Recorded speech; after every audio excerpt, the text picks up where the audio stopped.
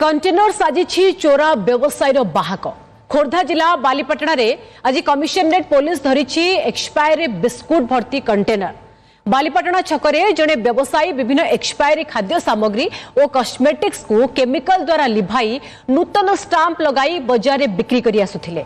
खबर पाई commissionerate police expiry biscuit जबत करने सहित गोदाम उपरे चढ़ाऊ करी विभिन्न एक्सपायरी सामग्री पुराना प्रस्तुति जिनिस धरिछि। घटनास्थल में स्थानीय लोक यह विरोध करने सह संपृक्त कला व्यवसायी विरोध में दृढ़ कार्यानुष्ठान दाबी करिसेंति। संपृक्त व्यवसायी बाप पुओं को अटक रखी पचराउचरा करने सहित गोदाम रे ताला पकाइछि पुलिस। तेबे एने पुलिस प्रतिक्रिया किंतु मिली पारिनी।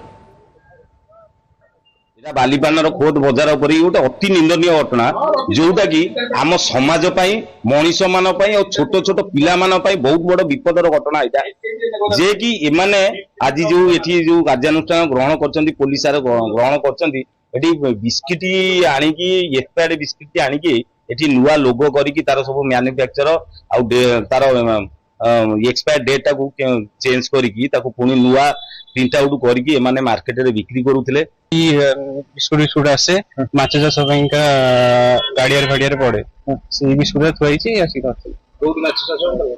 माछ चाष आम नहीं जार हुए माछ चाष से आसी नि बिस्कुट आम ये लोकल से कथा मुझे बापा बापा भी कहती ना नहीं बापा शुणी माछ चाष जो हुए से बिस्कुट सर से कथा मुझे